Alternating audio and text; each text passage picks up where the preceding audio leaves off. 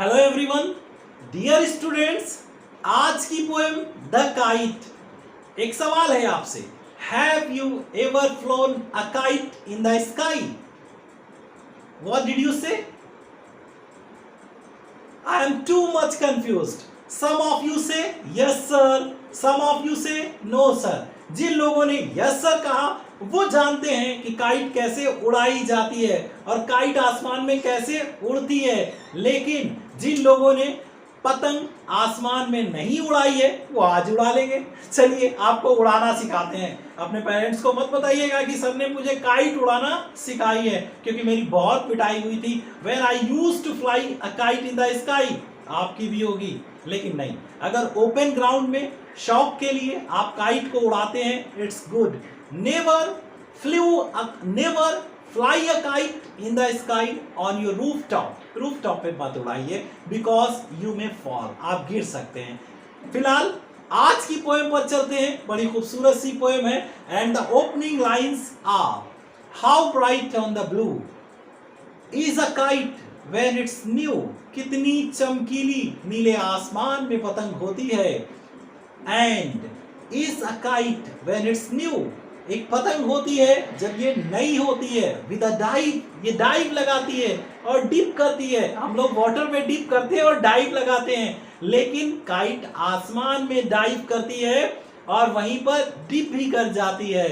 It snaps its tail, ये अपनी पूंछ को फड़फड़ाती है, एक क्रैकिंग का साउंड करती है जो बहुत प्यारा लगता है when you fly a kite. लेकिन इस पोएम के फर्स्ट स्टैंजा में, बिगनिंग में, पोएट ने बताया कि किस तरीके से वो काइट फ्लाइंग को लाइक करता है, लेकिन एंडिंग स्टैंजा में वो हमारी लाइफ की स्टेज पर ले जाएगा कि जब आप एक यंग बॉय होते हैं तो किस तरीके से लाइफ में डाइव लगाते हैं, लाइफ को एंजॉय करते हैं, और जब हमारी एंडिंग स्टेज आती है तब हम कैसा फील करते हैं अपनी लाइफ में। चलिए लाइफ के एक्सपीरियंसेस के साथ साथ काइट फ्लाइंग का मजा लीजिए और एक नया experience. And soars like a ship with only a sail, and over tides of wind it rides, climb to the crest of a gust and pulls, then seems to rest as wind falls।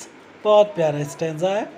Then soars like a ship, तब एक जहाज की तरह तैरती है, उड़ती है, ऊंचाइयों पर उड़ती है।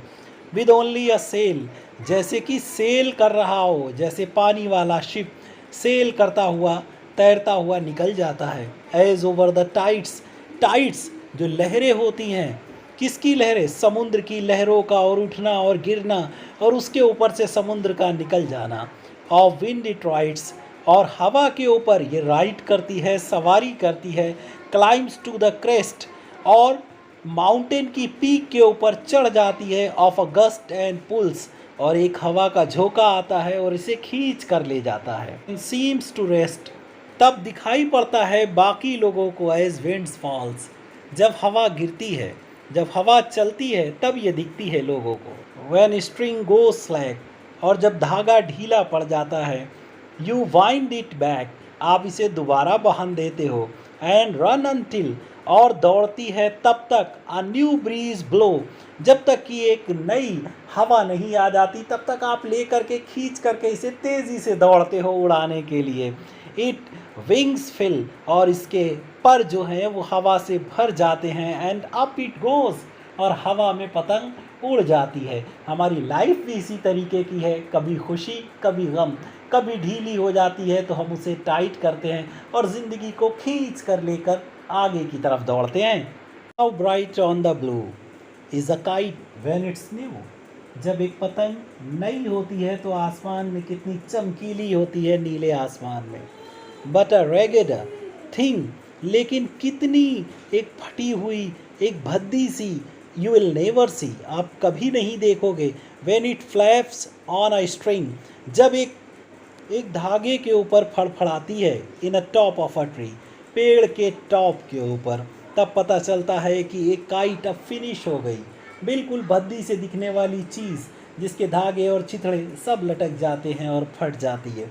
इसी तरीके से all life when it comes to end, जब हमारी ज़िंदगी अंत होती है, इसी तरीके से बेकार सी हो जाती है। But It's a poem, it's a matter of a kite, not a life. Okay, just enjoy the poem and never forget to subscribe my channel. Okay, thank you very much for watching this video.